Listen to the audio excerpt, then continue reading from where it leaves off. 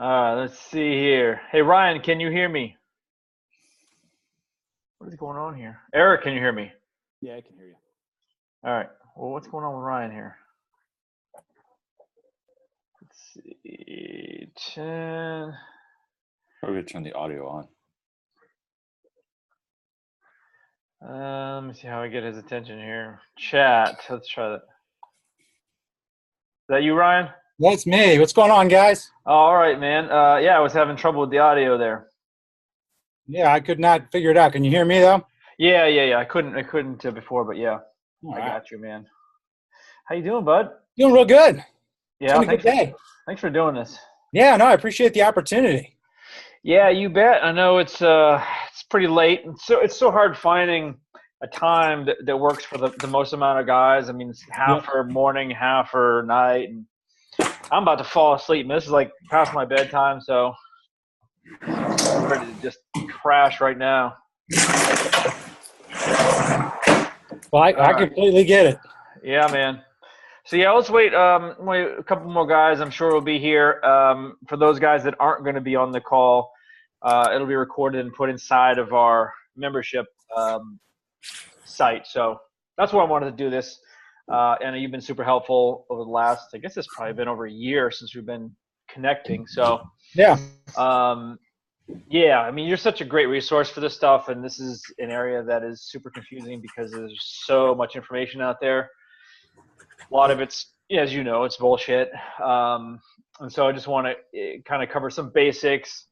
I've got a few products here that I want to talk to you about, some of your stuff that you sent me. So, we can get into that stuff. That's cool. absolutely. I've got a few things here too, just in case somebody has questions, but exactly what you said. Most of it's marketing and it's bullshit. It's a profit-driven industry. There are things you can use and you can benefit from. There are other things that really you're just flushing money down the drain. And that's what I want to talk about too. Is I'm not an expert in supplements. I mean, I've had my fair share of experiences with pre-workouts. It's probably my claim to fame here with all this. But you're around this stuff 24/7. You've been doing it for a long time. You know the supplement industry very well. And there's just so much shady shit, and it's an easy business to make money in. And obviously, First Form is not looking to do that. It's a reputable company. It's a good company. Yeah. So yeah, I just want to kind of get through some of the myths and it's hard to know, what do we need? What don't I need? That kind of stuff. Yeah. No, it's actually really good timing tonight because we actually had a call today with some of our independent reps that are out there on the streets and having conversations with people. And today's entire call was really about quality and about, where does First Form sit within the industry and what do you need to be looking out for? And those are people that represent our company. I need them to know. I want them to know because if they're having conversations with people, they need to be knowledgeable. Most people don't know. And that's no one's fault that they don't know, right? It's hard to find the information. There's a lot of information out there. What's truly the right information and what's not? And I apologize. I think my internet might be coming in and out a little bit. So hopefully, a little bit. That's all right. That's fine. So yeah, before we jump into it, let me just give you the brief intro here. So Ryan and I met through an email connection probably a year and a half ago. Somebody introduced me to him, and we started talking about First Form, which is a huge supplement company. You guys, I'm sure most of you have heard of it or seen it. They're everywhere. They do a really good job with just high quality products. And so he had sent me some stuff to try, and I tried some of it. I didn't try some of the other stuff. And we reconnected again just recently, and he had sent me a couple of other things. So I'm going to get into some of that in a bit. But, I have a lot of supplement companies reaching out to me, trying to send me shit. I mean, now I've got a whole cabinet full of it. And like I said, a lot of it I'll never use. Some of the stuff I don't even know what it does, but there's a bunch of stuff here that I really like that you sent me. So Ryan is the marketing director for First Form. So you're in charge of the whole, I don't even know it's the Legionnaire program, which is your affiliates, and it's an education-based system to teach fitness professionals how to teach people about supplements. Yeah. And so the education base is huge. I mean, you guys have massive amounts of training, which is great. For someone in my shoes, I don't ever pitch products, and if I do sell something, there's a reason for it, and I like to talk about the pros and the cons. And you guys have so much training, and you want people to educate. You don't want people to go out and sell your products. You want them to educate people about the industry and about supplements and about the products, and then make their decision and buy it. So I love that approach. So I appreciate this. Like I said, for those of you that missed it, this is a massive, massive industry. And I get questions all the time about different supplements. I post a question once in a while on Instagram or Facebook. What supplements are you taking and why? And it's everywhere. So these guys, I guarantee half the guys that take supplements don't know why they're taking them. So I wanted to talk to you for a little bit here, just to get your ideas on what's the most important. So I teach basics, right? I don't like to push any products per se, and I won't unless someone's covering the basics. And we've talked about this, right? Getting enough sleep, reducing your stress, making sure you're strength training consistently, right?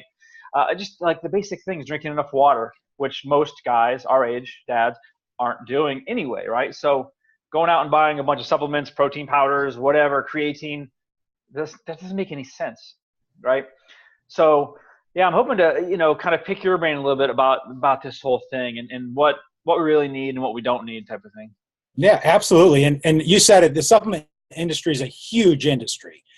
And it's a huge industry because there's a lot of money to be made in supplements based on people not knowing, right? They're willing to go out and buy anything because they're looking for the magic pill. They're looking for the magic powder.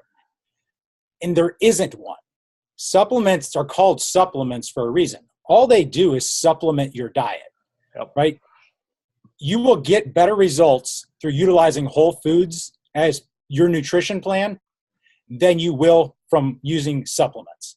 But supplements exist because to truly get the right nutrition on a daily basis is very, very difficult, right? So supplements are there to just fill the gaps where you cannot get that done through whole foods. There's actually only one time that a supplement is better than a whole food, and that's after a workout. And that's just based on your body's ability to digest something quickly. After a workout, it's about speed. And it takes your body a couple of hours to digest food.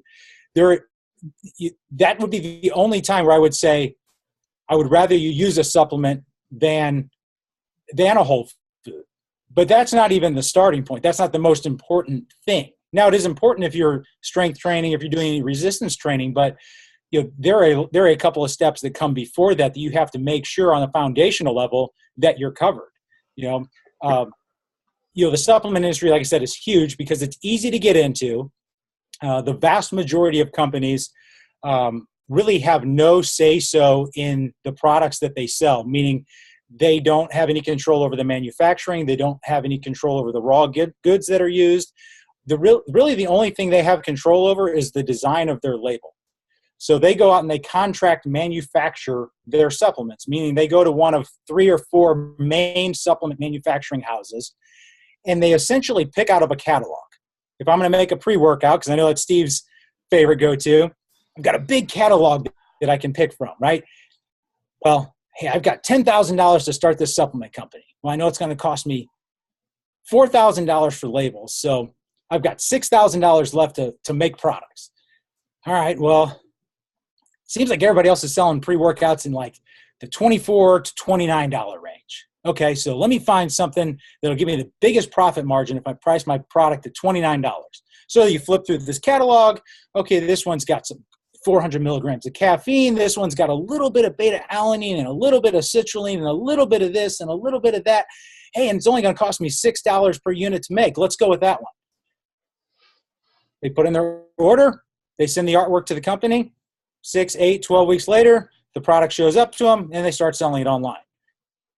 The only thing they had to do was pick something out of a catalog. They don't truly know what ingredients were in there, where they were sourced, if they're really in there, how effective it is.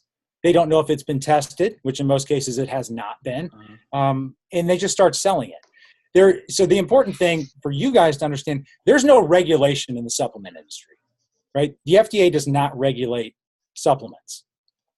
There are some certifications that you can get as a supplement company. You can be NSF certified, you can be CMPG certified, which basically in that instance, what you're doing is you're buying the right to put a logo on your label that says that your product has been tested.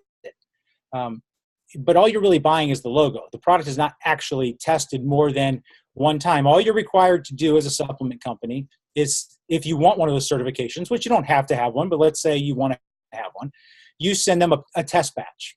They'll test it, and if it meets the claim that you said, then you're good to go. Now, you don't have to sell that test batch. You can sell whatever batch of product that you want to make, and you don't have to have it tested again. That's scary because these are products that you put in your body. So when you look at a supplement, and I'll grab one here. We've got a product here. We've got a label on here. Has all these ingredients, amounts, got all this wording on it. None of that has to be true. Literally none of it has to be true. We have a problem with that, right? Because these are products we put in our body, and we're very much into providing the highest quality products that we can manufacture.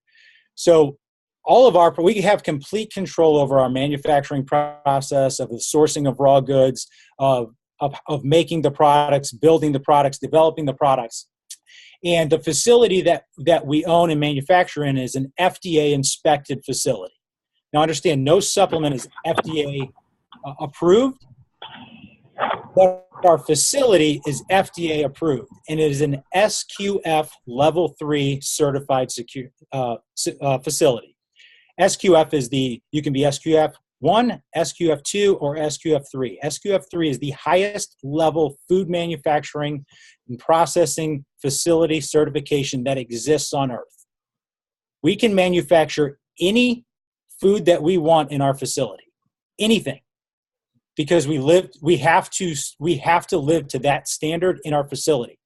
So although our supplements are not approved by the FDA, anything that comes out of our facility has to meet every regulation that the FDA has for manufacturing processes, which includes testing of the product on the inbound of the raw good and on the outbound of the finished good, and it has to be third-party tested, and it has to be spot tested by the FDA whenever the hell they want. They can walk in any day at any time and ask for a sample of anything and test it, and if it does not pass, meaning it does not have exactly what the label says and the exact amounts that the label says it has, they shut us down. Now, we do that as a self-regulation just to make sure that we are covered on all ends. Now, from time to time, that does mean we have to throw away $500,000 in protein because we claim that there's 24 grams of protein per scoop and there were 23.5 when it was tested. Throw it all away. And that sucks. Believe me, those days suck. Yeah. It just happened a couple of weeks ago. We had a brand new flavor of protein, of our meal replacement protein, German chocolate cake. Been working on it for 9 months to make sure this flavor was perfect. We go up to the plant to do final testing on the finished good, and it actually tested out perfect from the label claims, but the consistency wasn't correct. It was too watery. And we tried mixing with less water.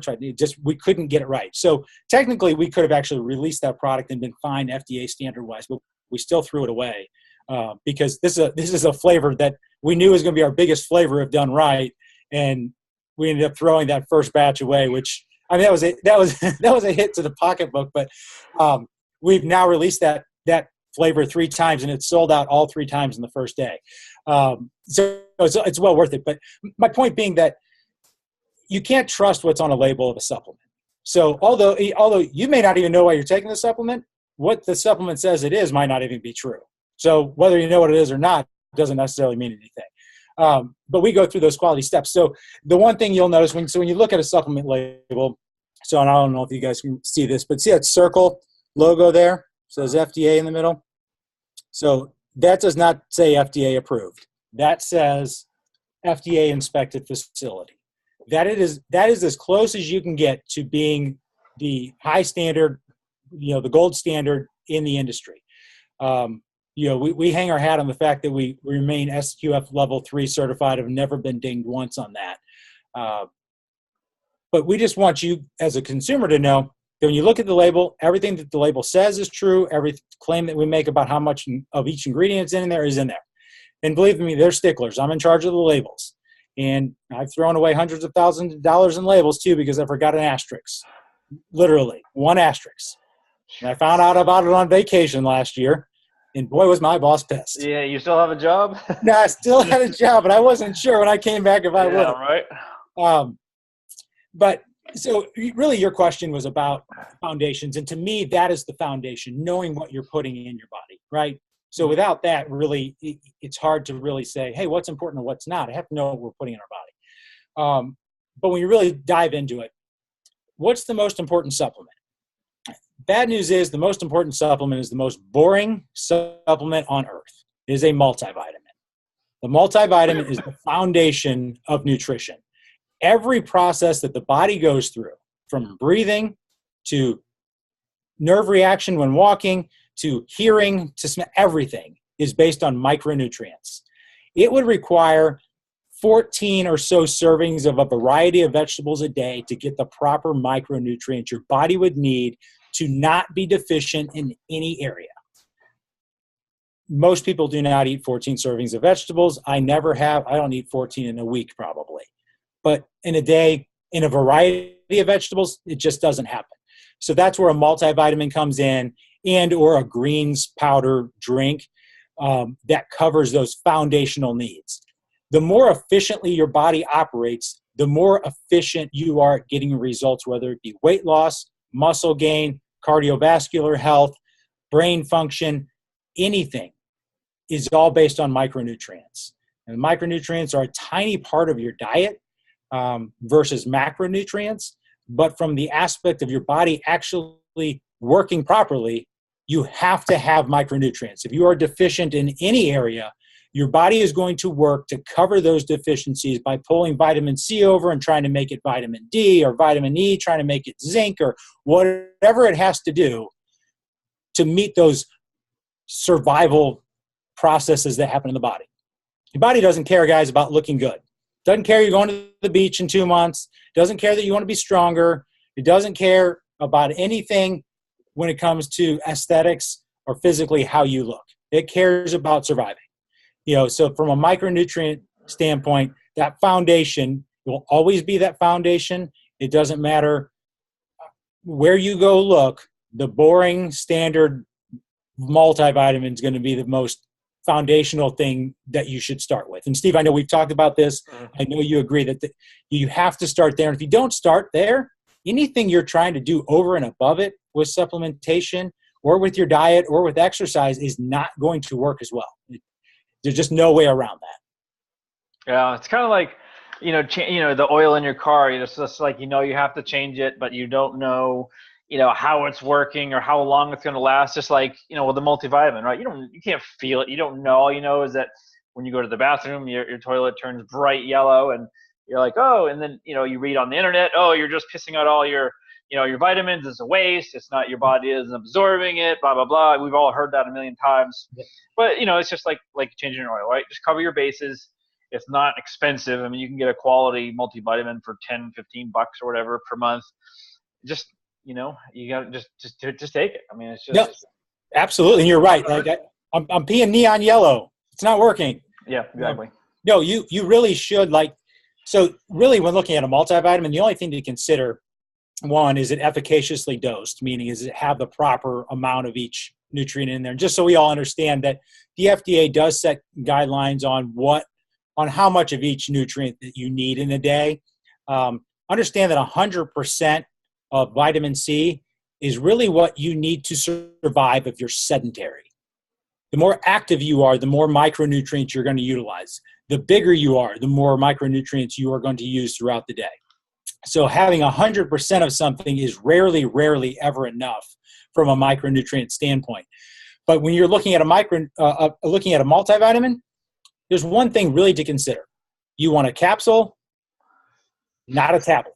A hard-pressed tablet is, in your case, Steve, this is where if you are going to piss out or going to eliminate a lot of those nutrients, your body cannot break down a hard-pressed tablet. So if you go into a drugstore or grocery store and you pick up a bottle of multivitamins and you shake them and it sounds like rocks, those are hard-pressed capsules. And they're hard-pressed with heat, and then they're coated in a gel to preserve it and extend the shelf life of that product. So, I'll take Centrum, not to knock on Centrum, but Centrum makes millions and millions of units of their Centrum One a Day, their Centrum One a Day for men, their Centrum Silver, the number one selling multivitamin in America. Well, they make millions of these things at a time, and they sit in a warehouse, and they get shipped to Walmart, and they sit in another warehouse, and they go to Walmart, and they sit on the shelf for months at a time, right? Well, they can't afford to send people around to all the retail stores and pick up all the expired product. Yeah. That product has to be, have to have a 5-year shelf life for them to really be profitable and do their business, right? Well, your body can't break down that coating and that hard-pressed tablet before you eliminate it. So you can go Google multivitamin, digestive system and look at all kinds of x-rays that'll pop up of these capsules of these tablets moving through the digestive system and being eliminated before you ever get the nutrients out of it. So all you're looking for is you want a capsule, or second would be a gel, but a capsule is going to be your best bet, and you say the highest quality multivitamin will run you $20, $25. You can get a good quality one for, $15. But that's where you start. Steve, you're right. You're not going to feel it. You're not going to notice a difference. The only time you might notice a difference is if you've been taking a multivitamin for several months and then you stop taking it. You might feel a little more tired. You might not feel as good. Same with a greens powder. It has a taste to it, but a lot of times not a great taste. Right. You will feel cleaner, but you won't really necessarily notice you feel better until you stop taking it. And that's hard. When I take a supplement, I want to feel good, right? I want to have all kinds of energy. I want to be ready to go hit it. I want to notice I'm getting big, huge strength gains. And, that's just not going to happen with a multivitamin, but it will be, it's always been the most important. Sure. Yeah. I've been taking this M Factor Hero stuff. Again, this is the little capsule here that you talk about that is easily digestible. But yeah, so, I'll tell you guys, this is not intended to be a sales pitch in any way. Ryan's just doing this out of, because I asked him to come on and help us out. So I'm going to share a few products that I've taken, mostly your stuff, but some other stuff too, just to get your thoughts. But I don't want anyone to think that this is, a way to generate sales. I just really want these guys. I want as many people to understand as much as possible about this, because I'm not the expert. I'm not the expert in all this stuff. So it just makes so much sense, because there's so much money being wasted on supplements when it's just ridiculous. So anyway, the M Factor Hero is one thing that I take every day. I take a ton of vitamin C, like you said. The minimum amount is so little, and the only way I know I'm taking too much is when I start getting canker sores. Then I know, I better back off that a little bit, and that's it. Yeah. No, and I'll tell you, I don't even know. Did I tell you about? So as we get a little older in our business, so we've been doing this about 20 years. And just so you guys know, we have the added benefit. We own First Form, but we also own a line of retail stores called Supplement Superstores. It's the largest retail chain in the Midwest. And we've owned that for, again, it's been 20 years. We get the benefit of seeing every product that comes to market come in. We get dozens of brand new companies in the industry sending us products every day, wanting us to carry these products. And we get to see the trends in the industry. We get to see who's doing it right. We get to see, products based on research, products based on profit margin. We get to see a lot of things, which is a huge benefit. Most companies don't get to see and experience all the products that come to market. And even in this case, so I brought a couple of products down just to show you. So from a foundational level, you'll find a lot of products that will come in some type of box or container that has a one a day packet. And that packet will have several of your what kind of the essentials, particularly as you start to get over. Ours contains a fully dosed multivitamin antioxidant in there, which is extremely important, but particularly as you get a little older, essential fatty acids, which again, I would actually throw fish oils or omega-3s in that foundation level of supplements. Sure. It's got a fruits and veggies blend. It's got a probiotic blend in it, and it's got a CoQ10 capsule in it, which is great for heart health.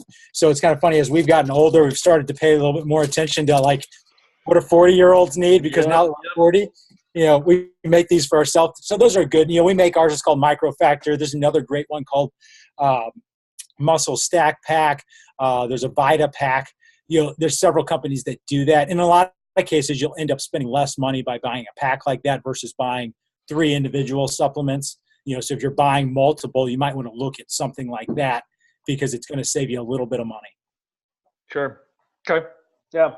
I did want to mention this. And this is something you had sent me, and I've tried, oh God knows how many over the year. I mean, I've been training consistently for 20 years or so. And I've taken just tons of protein powders, and I'm not kidding. This is not a joke. This level 1 stuff that you sent me, it's ice cream sandwich flavor. Guys, listen, I mix this with unsweetened original flavor almond milk. It tastes exactly like an ice cream sandwich. I mean, like, my kids like it. There's no weird, like, little chemically taste, or, almost every product I've ever had has some kind of little aftertaste or something. Spot on ice cream sandwich. And I was like, how on earth did these guys make this? Even my girlfriend is like, can you get more? I need more. Because she's taking all mine now. And so, it's wild. I can't believe how that turned out. No, and I'll tell you the reason on the flavoring behind that, but the ice cream sandwich has been our number 1 selling flavor for a long time. My favorite ice cream, though, is mint ice cream. Mint chocolate chip. So my go-to, and I really my daughter's too. She didn't even let me have it. It's a mint ice cream sandwich.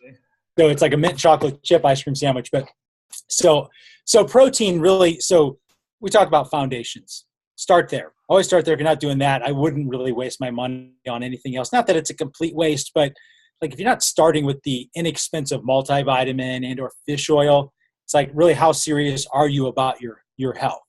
Start there. Let's worry about some of these other things later. But protein would kind of be that next step. Your post-workout protein is going to be really the most important. And like I said, that's the only time that a supplement can be utilized more efficiently and better by the body than a whole food. But protein in general, not all proteins are created equal. Whey protein will be your most bioavailable protein. It's your most complete protein source. From a supplement standpoint, even from a food standpoint, whey protein rivals egg as far as the most complete protein and bioavailable source to get those amino acids. Whey protein, if you guys remember the Little Miss Muffet sat on her tuffet eating her curds and whey, she was eating cheese and whey protein. Whey protein is a byproduct of the cheese manufacturing industry. So they take the milk, they do the processing, they're making the cheese. So they're making it sits in these big vats, and up from the vats rises whey, and they scoop that whey off the top. And for the longest time, they just threw it away. Then they started to realize the nutritional value of whey. They started using it to spread on fields, to fertilize fields. Then they started feeding cattle whey protein. And then more and more research, and realizing, man, this whey protein is actually better than a lot of whole foods when it comes to nutritional value. How can we make money off of this? Let's start using it in supplements. And then the food manufacturers kind of caught wind of this, like, hey, we make Triscuits. What if we could say that Triscuits have protein in them? Well, we'll sprinkle some whey protein in the Triscuits, and now we can claim that Triscuits are a protein product. So now you can see all these products, whether it be yogurt or all these different things that aren't truly proteins, right, have protein in them magically. Yep. Well, what they're utilizing is this whey protein. Well, as the demand has gone up for whey protein, obviously you have to increase supply. So understand that when whey is scraped off, it's a gel substance, like a gelatinous substance, right? Well, in these containers that you buy it in, it's a powder. So how do you get something from a gel to a powder? Well, you have to expose it to heat. You have to cook it, right? So there's actually 3 different processing methods for taking the whey and turning it from a gel to a powder. One is called ion exchange. An ion exchange process is actually not heat, it's a chemical. They add hydrochloric acid to the whey, which, yeah, I know that doesn't sound good, and it's not. And it instantly chemically turns that gel into a powder. Now, in the process of doing that, it completely destroys the protein fraction and makes it unusable by the body. Still technically protein because all of the molecules still exist there. They just don't exist formed together and bonded together to technically be utilized by the body as a protein very efficiently. That was a groundbreaking processing method when it was developed because you could make this instantly. Well, imagine if I'm trying to make a lot of something and I can make it instantly. It doesn't cost me a whole lot to make. So I could sell it a lot cheaper and make a lot, but also make a lot more money. The next process is called heat processing. Now, heat processing, they used to just cook the protein, at 450 to 600 degrees. Well, the demand went up. Now we have to make it faster, right? So how do we make it faster? We expose it to higher heat. The higher the heat, the faster it's going to dry out. Currently, they cook that protein at about 1,800 degrees. So imagine a chicken breast. Go outside, go out to your barbecue grill, crank it on high, like super, super, super high, so you can get it up to 1,800 degrees. You never will, but let's imagine you could. Right. Throw that chicken breast on there. Cook that chicken breast for 20 minutes. Go back out, take it off the grill. What's that thing going to look like? Right. It is going to be charred. It is going to be black. It is going to be dry. It's going to be mangled. It's going to taste like crap. And it's going to have zero nutritional value to it. You've just completely destroyed the nutritional value in the chicken breast, right? So let's take another chicken breast from the same package. Let's put this one in a crock pot, though. Cook that one on low and cook it for 3 or 4 hours, whatever it takes. Pull that thing out. What's it going to look like? It's going to be white. It's going to be juicy. It's going to be plump. It's going to it's going to pull apart and kind of fall apart and tender and full of nutrients still. You have denatured that chicken breast to a small extent, but nothing like the denaturing that happened at that high heat or in that chemical ion exchange process. So the third process is a low temperature processed protein. It's a very expensive process because literally you just have to take the whey protein and spread it out on these drying tables in these huge warehouses and just let it dry out. Now, technically it's being exposed to heat because room temperature is heat, right? So, and it actually, I think they crank the heat up. It might be like 110 degrees in there or something like that, but you're not cooking at 1,800 degrees. You're going to denature that protein very, very little. Think of an egg. I'll give you another example. An egg. Cook an egg. You're taking a liquid and you're turning it into a solid. You're denaturing that egg, but you're denaturing it at a lower temperature typically. Your skillet is probably 400 degrees or so. Still a very relatively low temperature to cook that egg at. So you're preserving the protein fractions in that egg. The problem with low temperature processed protein is just the cost. It takes so much more time. It costs about 3 times as much to make a low temperature processed protein as a high temperature processed protein or an ion exchange processed protein. There are very few companies. We are one. We buy at the raw good level low temperature processed protein. It's technically called LTP protein when you actually go buy it, but it stands for low temperature processed. I know of only 2 other companies that utilize low temperature processed protein anymore because it's so expensive, and protein at the finished good level is not a high margin item. And that's where most companies get into the game, is either in proteins or pre-workouts. Well, if you can't make money in proteins, it's hard to really build your brand, right? So you just don't find it. But the benefit to that, there's several benefits. One, if you've ever drinking a protein shake and you've got an upset stomach or bloating or gas, or you've had the protein farts, or you just haven't seen results, most likely you're using a high temperature processed protein, because when you drink a high processed protein or high temperature processed protein, your body doesn't recognize it as protein. It recognizes it as waste, most of it anyway, and is trying to eliminate it. So it causes a chemical reaction in the stomach that gives you a buildup of acid. That acid gives you an upset stomach, bloating, gas, the bad negative effects that everyone gets from protein, right? The other issue is that it'll also be clumpy or gritty, that used to be the case with all proteins. The processing methods, all of them have gotten a little bit better, but you can't get around that denaturing part of it. The other thing is the flavoring, right? Well, imagine that chicken breast you pulled off the grill that was mangled and burnt and crispy. Now try to flavor that. Try to put some seasoning salt on there or some barbecue sauce. It's going to be hard to cover up that burnt flavor. That's literally what you're doing to the whey protein. You're burning the hell out of it. At a low temperature, the chicken out of the crock pot, it's really easy to flavor. Throw some hot sauce on there, some barbecue sauce or some seasoning or just, some salt and pepper or whatever. You're going to get the natural flavor to come through. You're not trying to cover up a nasty flavor. So that's why it's much easier for us to flavor our protein and make it taste just like an ice cream sandwich, because we're not trying to cover up something bad and then add something, a good flavor on top of it. So it just makes the flavors a lot better. It makes it easier to mix. It makes it smoother to go down. And that's true of our level 1, Steve, that you use with that ice cream sandwich, or with our isolate protein that you would use after a workout. They're low temperature processed, right? So literally when you look at your protein, if you pull it out of the cupboard, again, go to the back panel. In the ingredients section, go right, that first line there. I don't know if you can read that, but it says that this one's a protein matrix, meaning a blend of proteins comprised of low temperature processed whey protein concentrate, low temperature processed milk protein concentrate, and low temperature processed whey protein isolate. So that's the blend that we use to mimic the digestion of a whole food, because that's a whole food meal replacement, basically.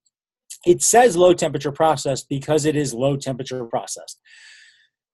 That ingredient list in saying low temperature processed is kind of the one place that you can't get around telling the truth, because you'll get called out real quick if you put low temperature processed protein on there and it is not low temperature processed. You get the whistle blown real quick.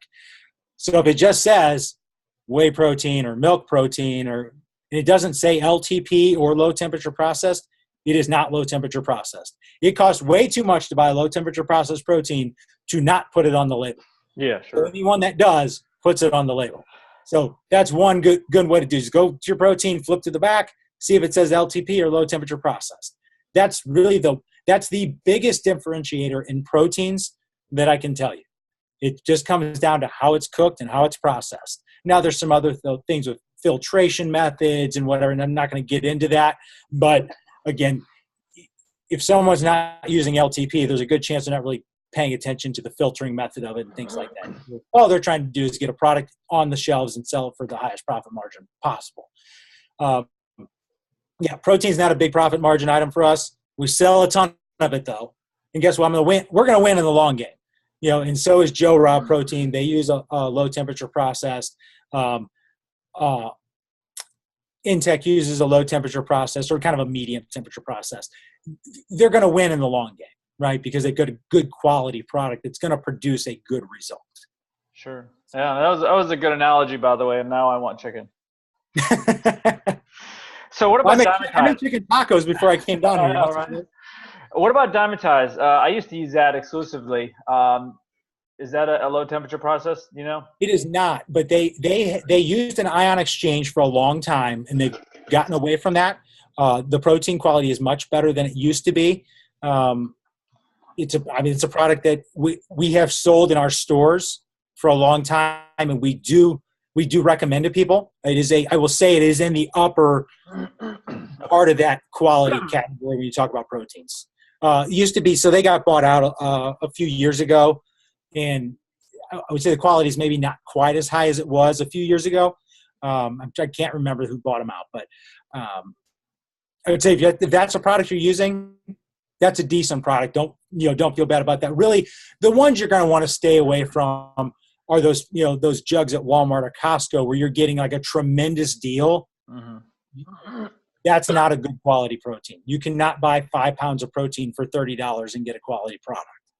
It's just not going to happen. There's really nowhere in life where the cheapest is the best. Now in the supplement industry, somehow we've gotten into this conundrum where everyone started talking about how we have the cheapest and the best. Well, you can't be the cheapest and the best. Hyundai is a good car company. They make some quality cars, and there's some decent cars now. They're not Lamborghini. They never will be Lamborghini. Now they serve their purpose in the market. And I would rather someone use a low temperature or a high temperature processed protein than no protein at all, if that's the only way they can get their protein in. Now, I'd rather them eat a chicken breast, but I'm saying if they're going to use a supplement, I'd rather use something. I'd rather them use the processed muscle milk that you get at the gas station that's in that ready-to-drink container than nothing. Now, that instance, just buy beef jerky at the gas station.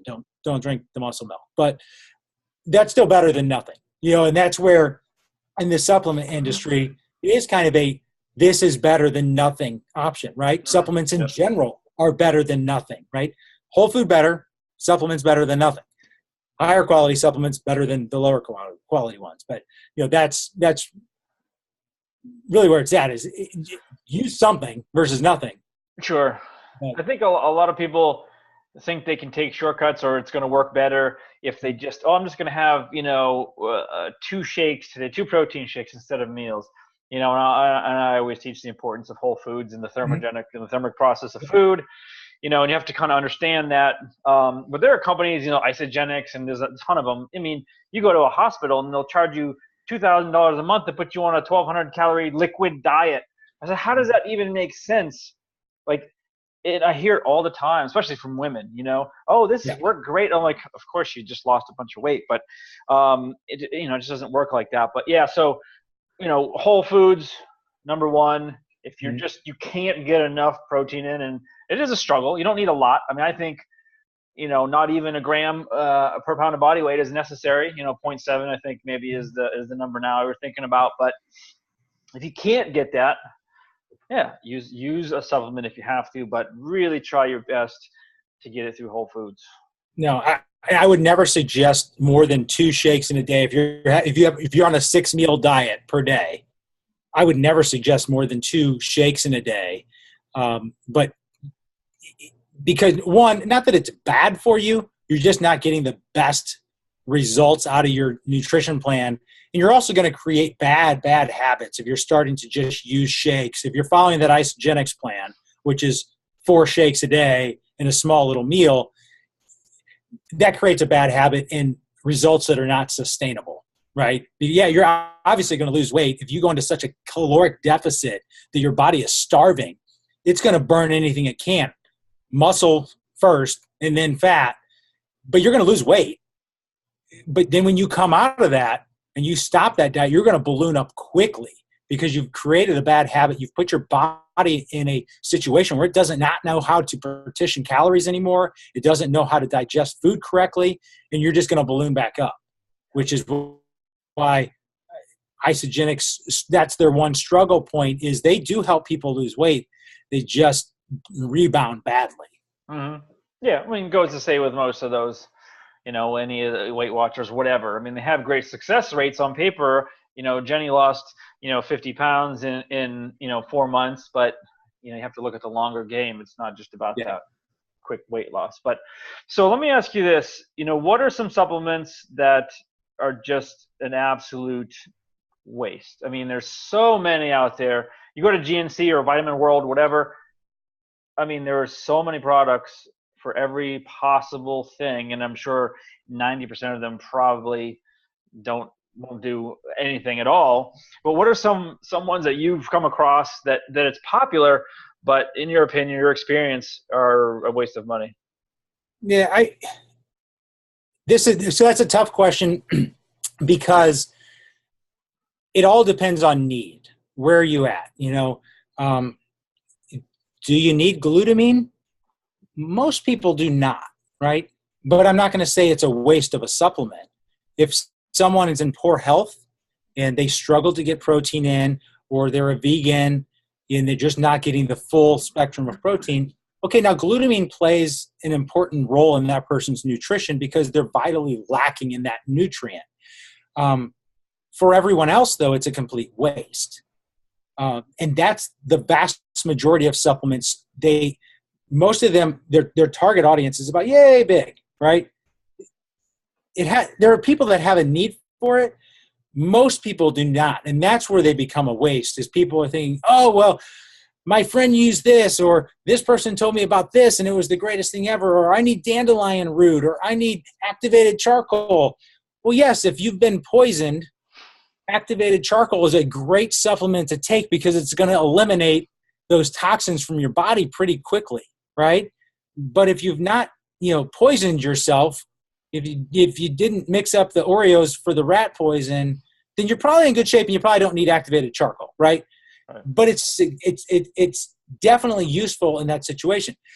So it's hard for me to say any particular supplement is a waste. Now, if I want to talk about a category, I will say that pre-workouts are put too high up on the list of importance by people, right? You're talking about a performance-enhancing supplement, and I don't mean enhancing from a steroid standpoint. I mean just going to increase your performance. But if you're trying to increase your performance on no foundation of nutrition, you're not going to get anywhere. You're just running in less quicksand, but you're still not going to go anywhere. So within that category, there are a lot of products that are what we call pixie dusted. Pixie dusted means that a company will build a product that has a laundry list of great ingredients, proven ingredients. And here's the other thing. So most supplements are not scientifically proven. A lot of ingredients are scientifically proven, though, to do certain things.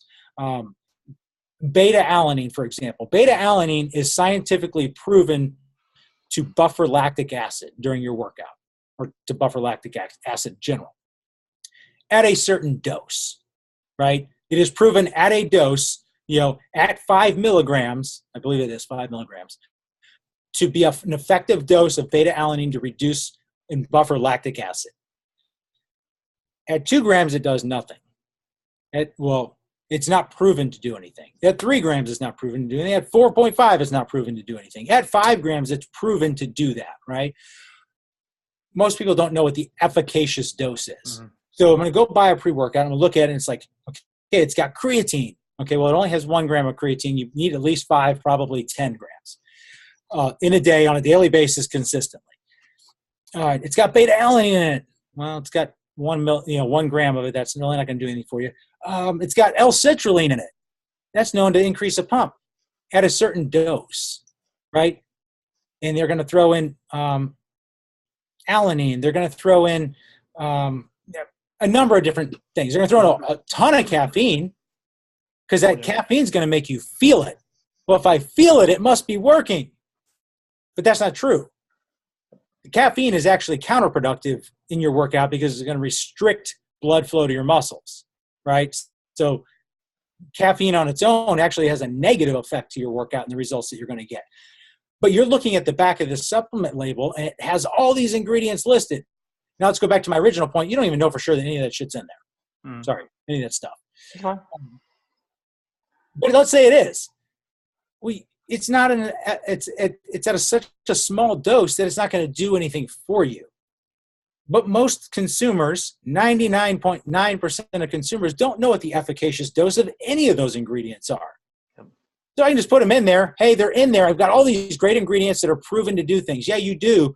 You just don't have them at the dose that's actually effective. That category is notorious for that. Yeah.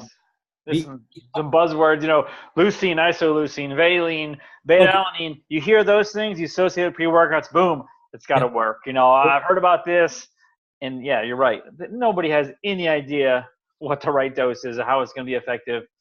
And you're right. I mean, it's caffeine for that, for the energy, obviously, amongst other stimulants that we don't even know what it is. And then, things like niacin that will make you feel a little tingly, and you're like, oh man, this pre-workout's really kicking in, and is it really doing anything? So I wanted to ask you about the placebo effect of a lot of this stuff, right? So we know that's extremely powerful. Yep. I was even reading some of the reviews on some of your products, specifically some of the natural testosterone boosters. I'm not a fan of those. I just don't really believe in necessarily a lot of that stuff. But the reviews are, they're all positive, but it's, I have more energy, or I'm getting great workout. And I'm like, you just started taking this natural testosterone. How much is it raising your testosterone that quickly? Is that it's affecting your workouts? I don't think so. So it's take a pill, a day later, it's boom. Oh man, I feel 10 times better. I mean, it's placebo effect. I mean, I think with a lot of this stuff, the majority of this stuff, but again, does it matter though? Really? I mean, if you think about it, who cares, right? If they think it's working, it's working. You should care because you're putting it in your body, right? Right. Yeah, I mean, it could be harmful, but at the same time, if you think it's working, it's working. You know what I mean? Yeah. No, and so well, two things. You said the three magic words: leucine, isoleucine, and valine, branched-chain amino acids. So there's a category, I guess, if I really picked one out in the supplement industry that's complete BS, that would be the one. Branched-chain amino acids are the cheapest product to make, but they have really no benefit. Protein is made of amino acids, including branched-chain amino acids. So if you're getting the proper amount of protein in throughout the day, there really is not a need for branched-chain amino acids, but they're easy to flavor, and they're cheap to make, and they're super hot and popular. And there's a lot of information out there talking about how great they are. The one time you might be able to make a case for them is if you're a guy that works out for an hour and a half or 2 hours, and you want an anti-catabolic effect during your workout, you could drink some branched-chain amino acids and stave that off for a little while. But why not just drink a protein shake and do the complete job that you're trying to do, which is promote muscle growth versus prohibit muscle breakdown? So, well, why? Because protein's more expensive and it's got a lower profit margin. So really, I guess, Steve, thinking about it, branched-chain amino acids, there's your BS category in the supplement industry altogether that's completely worthless. And I say completely worthless. It's not, I mean, yeah, I know what you're saying. It's not. We have them, we sell them. We waited a long time to make them until we felt like we got to that point in the education process with our consumers that they understood that, hey, there's a specific need for these. And if you don't have that need, I don't want you to sip on these all day. That's not going to do anything for you. I don't want you to take them after your workout. It's not going to do anything for you. Specific need.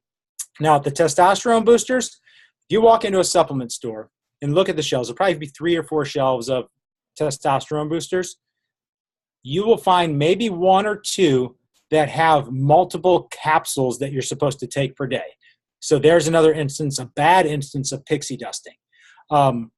Natural testosterone production is actually a very, very, actually in the last 10 years, a very studied category. And there are proven, scientific, clinically proven ingredients to boost production of testosterone.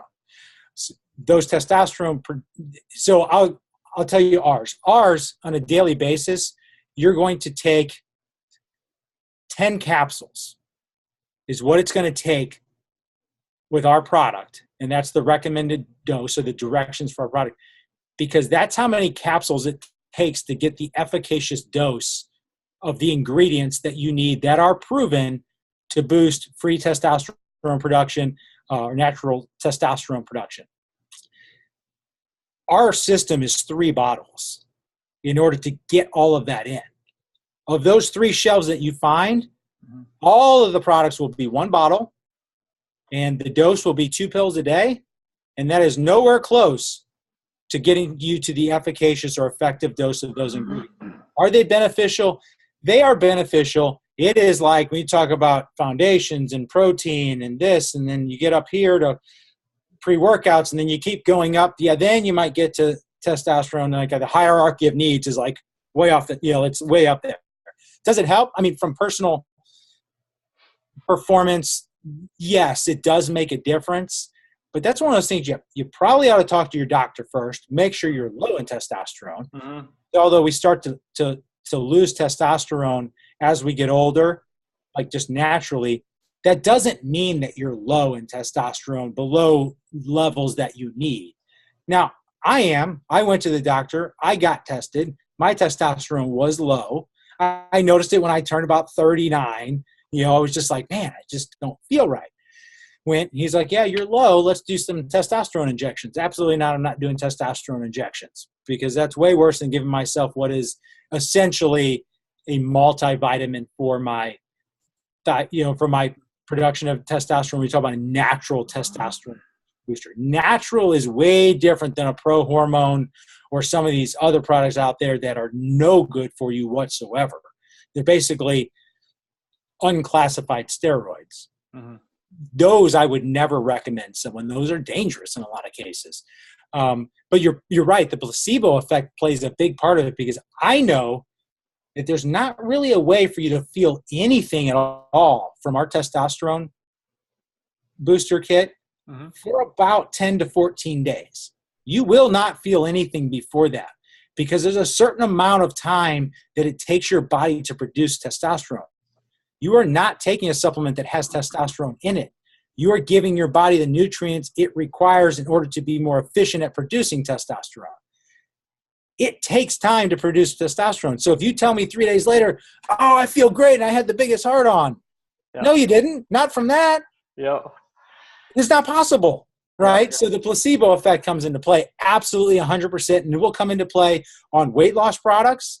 It will come into play really even on multivitamins. Again, you can't feel it. You're not going to feel anything from a multivitamin. People are going to be like, man, I've been taking this multivitamin for a week and I feel great. No. Well, I'm glad you do, but it's not because of the multivitamin. You know, like, and to your point, that's great. If you feel better, that's what I want. If you feel like you're getting results, that's what I want. To a certain extent, I actually want you to actually get results, though, not just feel like you're getting results. But that placebo effect will play a big part, particularly in weight loss products and pre-workouts, because of the overload of stimulants in those products that make you feel good, or the load of nootropics in those products, which are meant to increase serotonin levels in your brain so you feel like you're in a good mood or put you in a better mood, right? They're not actually doing anything for results. Now, if I'm in a better mood, am I going to work out harder or longer? Maybe. So is it completely negative? No, maybe not. But it's just not like we're giving too much credit to the supplement at that point versus our ability to control what is our outcome based on us buying into wanting to get results, buying into wanting to get put in the work to get the results. If you're not bought in to help yourself, there is no supplement that's going to do it for you. Sure. Maybe someday we'll have a magic pill. Right now we don't. Yeah, maybe. I want to talk about, so there's a couple things. So we were talking about some hot products. I mentioned a couple things. And so I want to steer off this in a second, but like ZMA, CLA, HMB, fat burners, things that are sold as metabolism boosters, fat burners, that kind of stuff. Again, stimulants. How effective do you think this stuff is? Obviously, billions of dollars spent on fat. It says fat burner on the label. People are going to buy it, right? I mean, back before ephedra was banned, I used to take Rip Fuel before I was bartending. I loved it. I felt great. Yeah. People started dying and then whatever. But so you have a line of fat burners as well. So what is the main ingredients in there that's helping us? So there's a number of ingredients. So again, very similar to that testosterone category. Weight loss products are very similar. You can walk into your drugstore and you can buy a bottle for $19.99 of a fat burner, or Walmart or wherever you want to go. Their product is just pixie dusted. We'll have a list of ingredients. Green tea extract. Been, there are a lot of studies on green tea extract and the effectiveness of that. Garcinia cambogia. Thank you, Dr. Oz, for all your recommendations of that ingredient. It's an effective ingredient. Not by itself, it's not, though. So if you're buying a bottle of Garcinia for $19.99, that's a waste of a product, right? Now, with our line of fat burners, and again, ours is another 3-bottle system for a reason, right? Because there's not one thing that is going to make you lose weight. Or there's really nothing that's going to make you lose weight besides you, right? It comes down to you, and it comes down to your nutrition. Now, are there things that can increase your results? Absolutely. But not if you're not building off of the foundation that you have set, right? Like if I don't get my metabolism burning in the right way, if I don't get myself in an anabolic state, which is your fat burning state, and then so if I'm not in that state and I ramp up my metabolism, I'm not ramping up fat burning because I'm not in a fat burning state. Well, a fat burning state comes from protein and eating protein consistently and keeping that metabolic switch on. But let's say I am. Let's say I'm doing well with that. I'm doing good with my diet. Well, our product, for instance, and this is the way we explain it, it has stimulants in it. Those stimulants are to help you with energy because I need you to go to the gym. And after a long day of work, if you don't feel great, you're not going to the gym. So we have those in there for you. The stimulants are also going to reduce your appetite. There's some other things that will reduce cravings for sweets and salty snacks, because I need you to eat right, because it's not a magic pill. The only way this is going to work if you're eating right and you're headed the right direction. I can just get you down the road faster, right? But you need to get on the right road and be going the right direction before I can push you, right? So I'm going to help you by getting you to move, and I'm going to help you by helping you eat better and eat the right way. And then we have what is basically a multivitamin for the thyroid in there, right? So the thyroid's the control center for the metabolism. You feed that gland the right way, and you help it optimally work. So the optimal level, if you went to your doctor and said, hey, test my thyroid, you came back between a 0.4 and a 3.0, your doctor's going to give you the thumbs up and say you're normal, which you are. That's the normal range. Now imagine your thyroid controls the metabolism and how fast it can burn fat. Well, if you're at a 0.4, think about how much less efficient you are as if your thyroid levels were at a 2.3, right? You're just much more optimal at a 2.3. Now, is the product burning fat for you? No, the product's not burning fat. There's no product that is going to burn fat. There's no technical fat burner, right?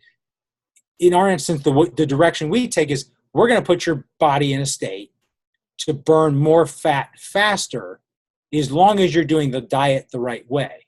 Because again, if you're in a fat burning state and I can increase how much fat your thyroid wants to burn, then you're going to get a bigger benefit.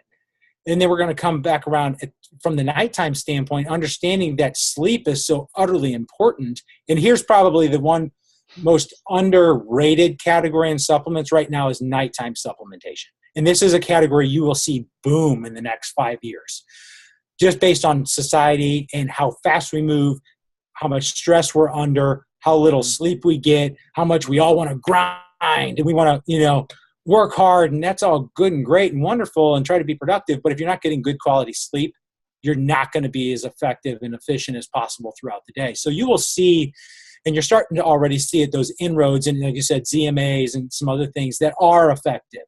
And they are effective not because they burn fat, not because they do anything except help your body do what your body naturally wants to do. Your body naturally wants to sleep. It naturally wants to sleep in cycles.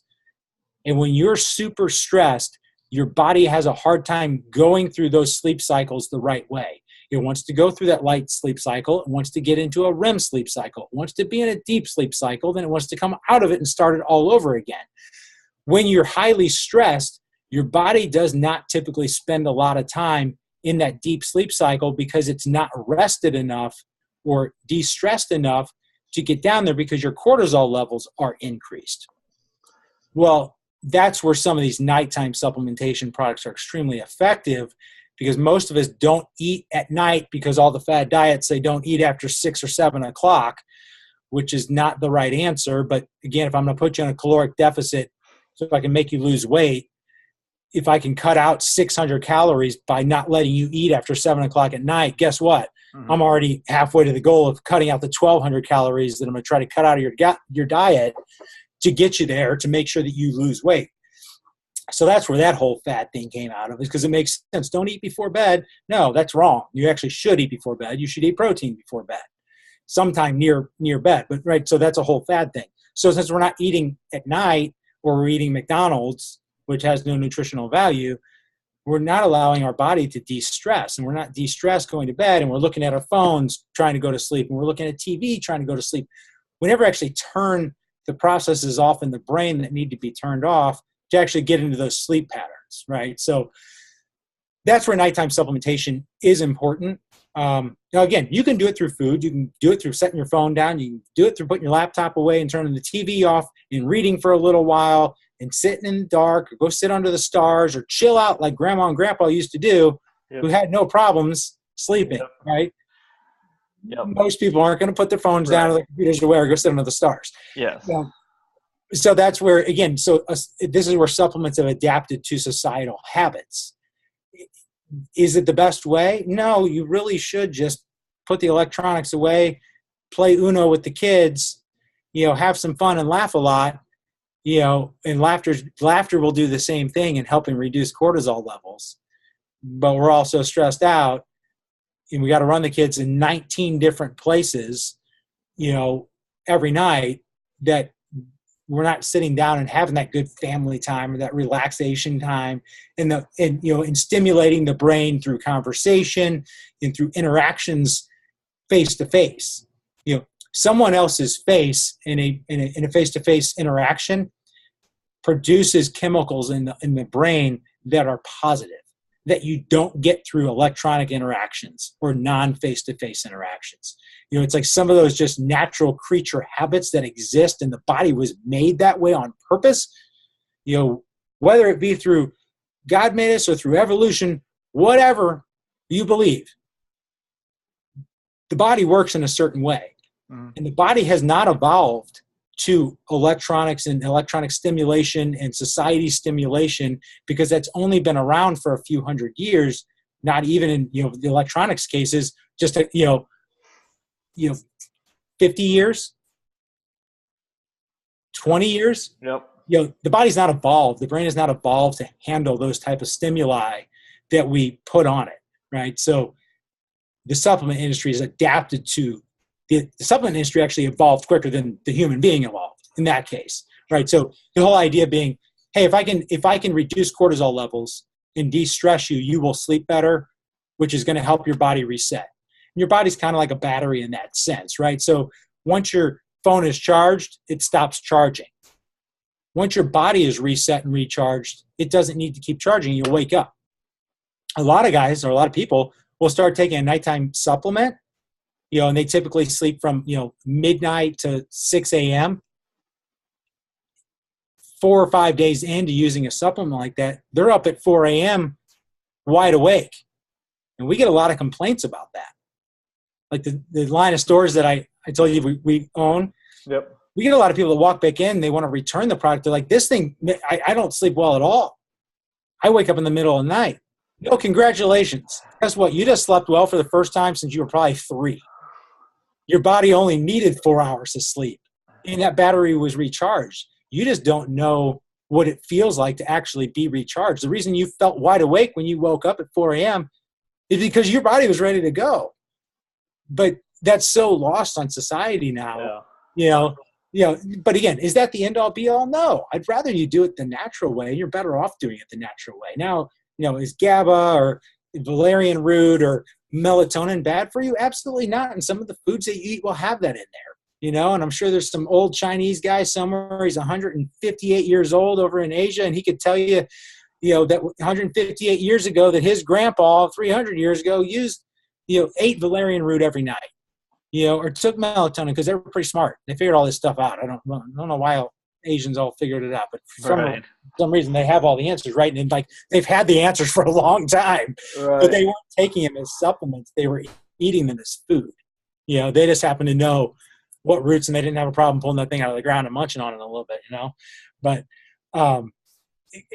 it's not the end all be all. No supplement is the end all be all. It's a convenience thing. It's a, hey, little nudge, in the back to help you get going or keep going or get you going a little faster.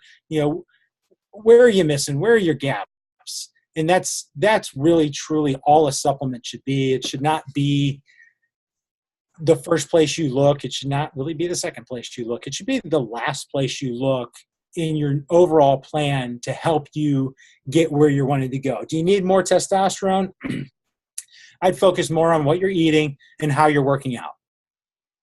I'd focus more on how much time are you spending with your kids. Again, how much time are you playing versus stressing over work?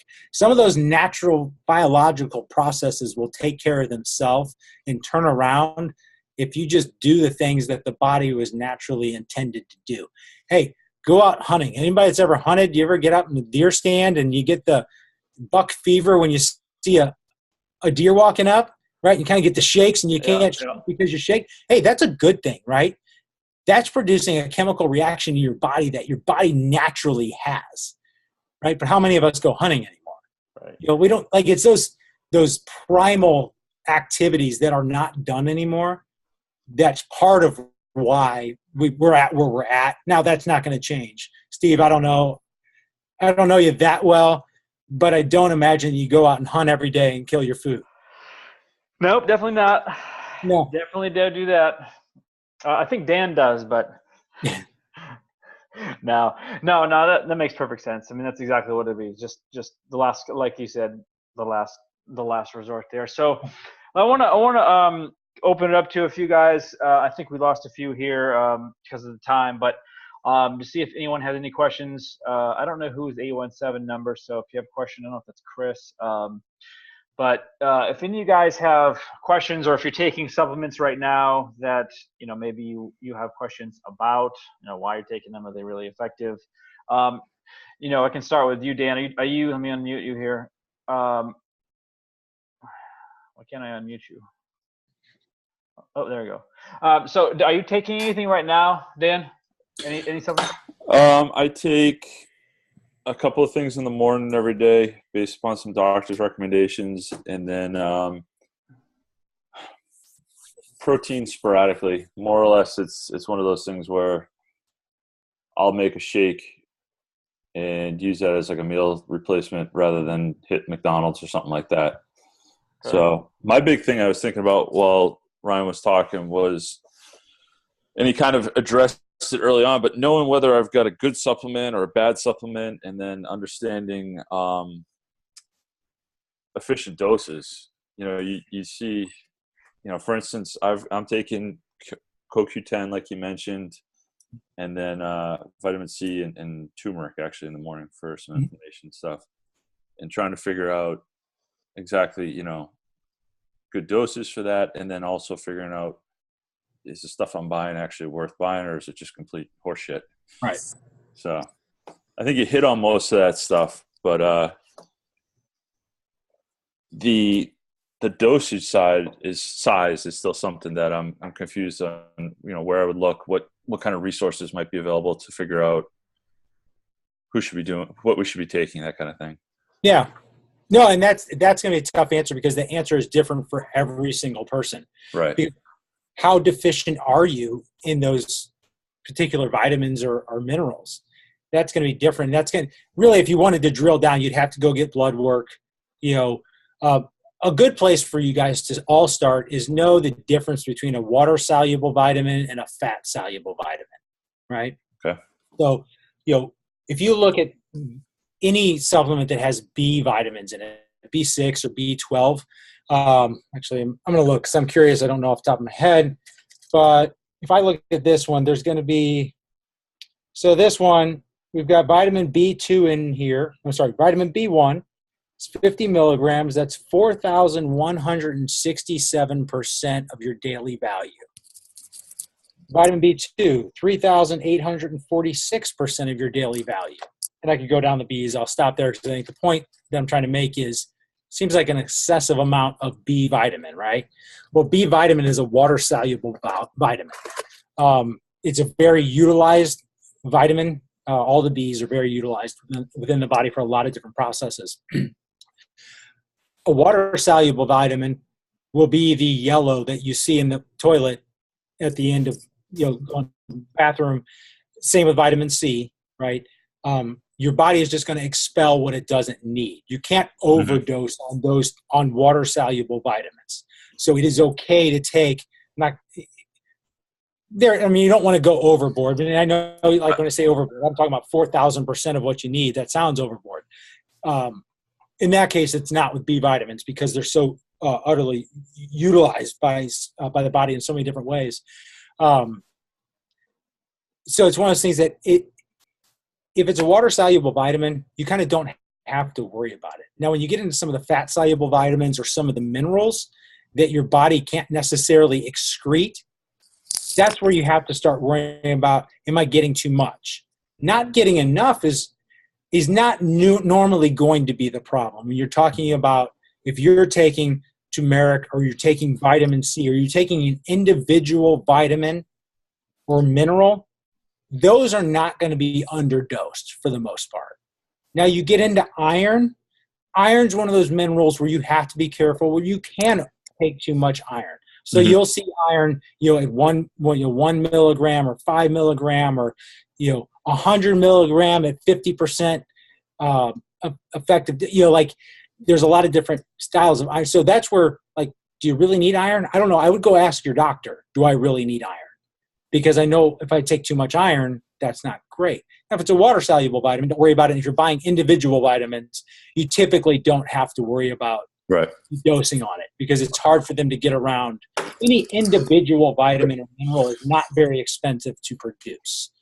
So for me to go, oh, well, I should really give them, 2 grams, but I'm going to cut it off at 1 gram. There's not a real benefit. I'm probably saving, 10 cents as the manufacturer by, quote, underdosing that product. But that's just going to be different for everyone. And I get the question all the time, and I wish I had an answer for it. How do I know if it's a good multivitamin?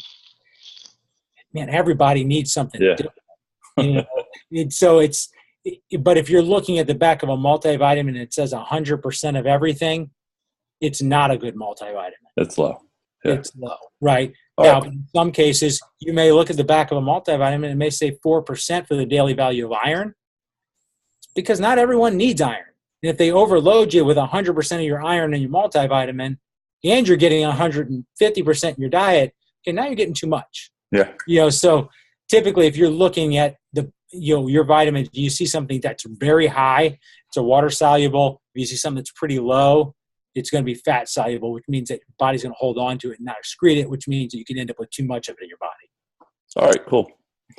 Thanks for that. I appreciate the education on the whey protein. I've been taking protein for years, and I've never understood why some are so much more expensive than others, but it makes sense now. Well, some of them, just so we're clear, some are more expensive than others just because of marketing. Right, yeah. But I mean, so I get the processing now. Yeah, but I will give you an example. You can walk into a store and find a label that will say cold temperature processed. That exists for beer. It does not exist for whey protein. But because there's no one to regulate the industry, they can put that on the label. Yeah. They can put right there on the front. Another one, I didn't really dive into post-workout, but I'll just give you another example. So in a post-workout setting, you want a protein that's an isolate. It's just protein, no carbs and fats really. And you want it to be hydrolyzed. Hydrolyzed means pre-digested or broken down into smaller pieces because the idea is you want to digest it and get it to the muscle as fast as possible. Our protein is 100% hydrolyzed. I mean, it's all of the protein has been 100% broken down as small as it can be. Mm-hmm. You will see other labels that say 100% protein hydrolyzed. That means that it's 100% protein that has been hydrolyzed. It doesn't mean it's been 100% hydrolyzed. It means it may be 1% hydrolyzed. Yes. 100% of the protein has been hydrolyzed. But to what extent, they don't tell you. Huh. There's a difference. Now, if you walked up, let's say you even knew about hydrolyzation and that it was important, that you wanted it.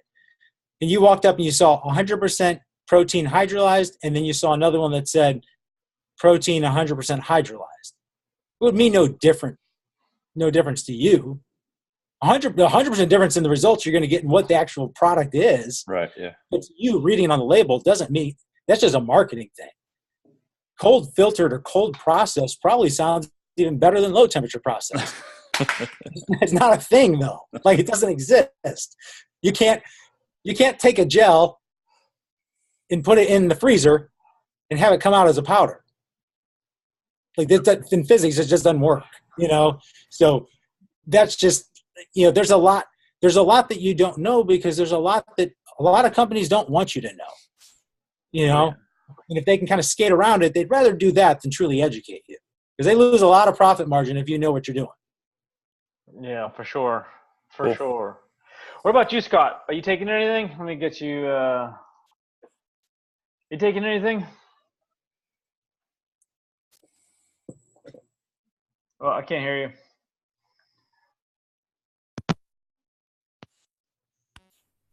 And you got me now?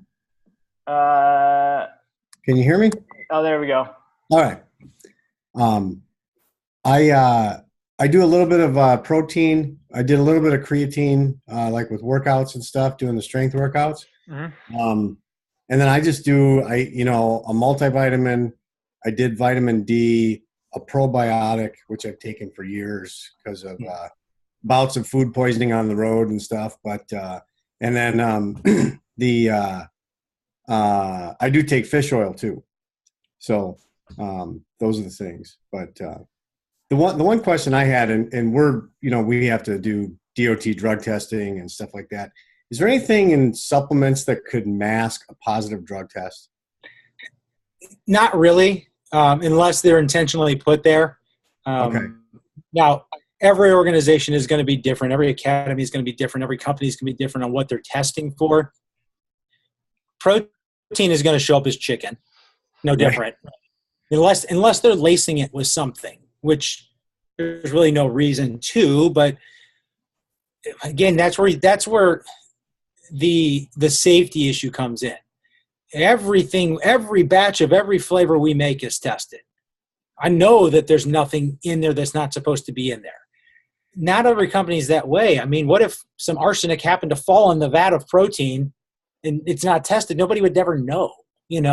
What if some illegal drug was dumped in there by some slighted employee that wanted to take the company down? Most of these companies would never know. And if you got drug tested, now I don't know that's ever happened. I'm just saying hypothetically it could. The only place that you're going to potentially would have issues if you get into the pro-hormone or like the synthetic testosterone category, or depending on what they're testing for with stimulants. Mm-hmm. Technically, caffeine is an illegal substance in the NCAA. It's a performance-enhancing drug. Okay, I'm pretty sure some of those athletes drink coffee. You know what I'm saying? So they're not really testing for it, although it's on the banned list of substances. But there might be some other stimulants that will show up a little different on a drug test than caffeine would from a stimulant basis, where you might get a red flag. But we look at we have a really, really big first responder following and customer base, a very big, very big military following and customer base, and they're all tested. And we've never once had a problem. We were actually invited by the New York police chief to New York to come do a nutrition talk and supplement talk with the department up there. One of our quote sponsored athletes is New York's quote fittest cop was the title he was given last year, and so we have a very good relationship with the New York Police Department and fire department up there. Again, but all those guys are tested, right? And they actually came to us asking us questions similar to what you just asked. What should we be looking for with all these guys that we know take supplements? Like, what should we be worried about in these tests? And it's like, man, for the most part, nothing. Unless you're getting into some of those supplements that you can only order online. Right. And it's from a site that you can't really pronounce. It's a link that somebody happened to send you. Like, okay, now you might want to get a little leery, but for the most part, it starts in China. Yeah. Exactly. You're taking a multivitamin, you're taking a green, the protein, those are things that you don't have to worry about. Right. We have probably the simplest product we make is it's a glucose. Glucose is sugar, right? You take it after a workout to replenish your glycogen levels. It's just a survival thing with the body. We kind of just eliminate you having to do that process because it's a time-consuming process. But your body's going to do it. Regardless if you drink protein, your body's going to put protein to glucose. So we just kind of eliminate it. Well, if you look at the product, it looks almost a little shady, right? It's got all this sugar in it and a whole list of all this other. All it is sugar, not table sugar, but it's pure glucose, which is what your body stores in its muscle fibers for energy. That is a product that, for whatever reason, scares a lot of people because it's like, well, what are we trying to do to the body here? That seems like an excessive amount of whatever. So is this some type of steroid? No, it's not a steroid. It's just a single molecule sugar, but we probably have more questions about that product than any product when it comes to drug testing. Well, that's not going to show up any different than a banana, right? On a test. So But it's a good question, definitely. Okay. Cool. Yeah, Cool. thanks. Amir, what about you? Are you a supplement guy at all? Not like the protein supplements, but I've been taking like the Vitapaks you described, those kinds of things. And my doctor had me take a vitamin E, CoQ10, and I forget the other. Oh, now chromium picolinate, and then the omega-3 fish oils. Mhm. So that's what I take in addition to 3 meds, and he's actually been reducing the vitamin supplements. So he used to take a lot more, but some other types. He goes, now everything's balanced out. So you don't need to take those anymore. So the only question I really have is, I really don't know in terms of those individual supplements when I get a good one or not, and I pretty much stick to just 2 brands. Mhm. As what I understand, they're supposed to be good brands. So that's, how do I know if another brand is better or not? It's a great question. I would say, Amir, the main thing to look for is in any supplement that you're taking, you want a capsule, not a hard tablet. Okay. You start there, you're going to be better off. Now, everyone's going to be a little bit different. You talked about a fish oil, for instance.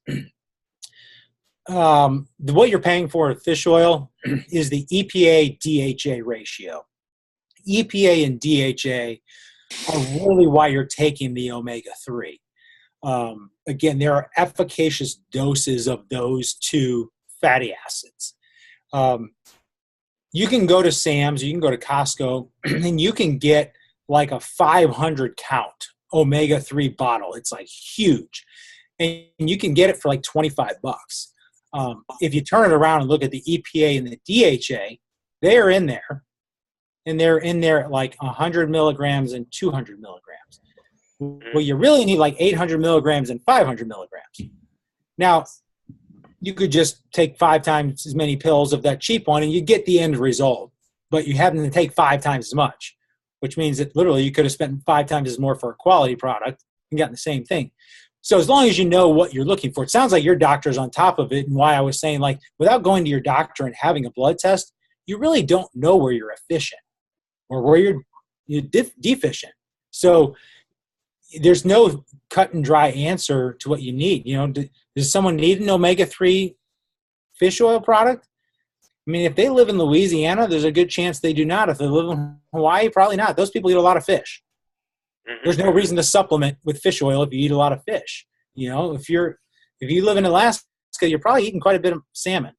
You don't need any omega-3 fish oils. It's all about where's the hole at, and you just don't have that answer without getting a blood test. Now, a good quality multivitamin is going to be a maintenance dose of all the nutrients. When you start getting into specific products, like you were talking about, your doctor had you take vitamin E. Vitamin E on its own is going to be higher dose because the goal is I'm deficient in vitamin E and I want to quickly get my levels back up to normal ranges, right? A multivitamin is a maintenance product. It is that product that over time will eliminate deficiencies and keep you at that steady state where you need to be. It'll eliminate your body will eliminate what it doesn't need. It'll hold on to what it does need.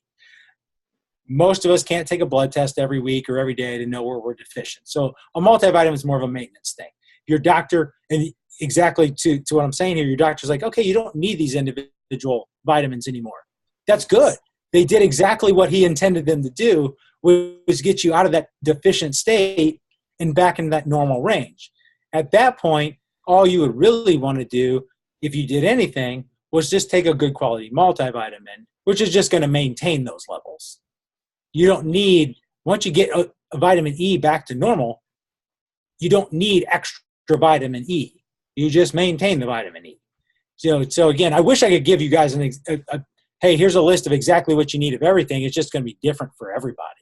He might be giving you vitamin E for your eyes. I don't even know why I don't know if he did a blood test or if he just knows that your family history or what, but it's all those. I've got to do blood tests every 5 to 7 months to get blood tests done. Yeah. I mean, I would ask for a report of that. Hey, Doc, let me see that thing. Yeah, he does them. He gives them to me. We go through them. Yeah, good. I mean, you're at a better advantage from that standpoint than most people, Find out where you're low and then go make up for it. Sure. Yep. So yeah, you mentioned it earlier. You actually flashed it up, but I'm just going to show you guys because it's something that may help you. Let me see here. This is this little thing that Ryan sent, and it opens up. I don't know if you can see that. So anyway, it's all these little mini packs of vitamins. So I have a whole shelf of individual bottles, and I went out and I bought a pill box that was like this big with like tons of compartments. It was like 4 or 5 compartments per day. And I filled them all, and then I never took them. It was just too much of a pain in the ass. So, this, he just sent me this, and it's got, like he said, antioxidants, multivitamins, QQ10, fruits and veggies, probiotic, and fatty acids. And one thing, I leave them on the table when I work, and over the course of like an hour, I'll take them because I just don't want to take all the pills in the same sitting, like right there. But anyway, you guys should check that out, though. It comes in handy for sure. Gets everything covered. So it saves you money too, Steve. If you probably have those, like, oh yeah, I'm literally taking 3 of those individually. I was taking our multivitamin, and I was taking somebody else's probiotic and somebody else's antioxidant because we did products that we made, and I was spending about $100 a month. I was just taking 3 of the 6. You just, in any case, whether it be ours or somebody else's vitamin pack, like, you're much better off from a cost standpoint going that direction. Sure. Yeah, absolutely. Does anybody else have any questions? Will we have Ryan on the line here? I know it's getting late for some of us, and I appreciate your time. This has gone long. We don't normally talk this long, but you have a lot to say, which is great. Anybody else got anything? You guys are good. Maybe we'll do another call down the road because there's a couple other things that we need to get to. I mean, but like, the green supplement and a couple of other things that I wouldn't mind touching on, and I'll talk to the guys too and see what areas we didn't get to. But yeah, maybe we'll do it again. But no, it's been education, and I appreciate it. It's good to know some of this stuff. So, thank you for your time. Yeah, I appreciate talking so much. You get excited about telling guys that they don't really need supplements. Yeah, exactly. Best way to sell a supplement, you don't need it. Yeah. Right. All right, guys. Cool. Well, I appreciate it. Thanks for sticking around, guys, and we'll catch up soon. Thanks, everybody. Appreciate the opportunity. Thanks so much. Guys. Thank you. Bye. Bye.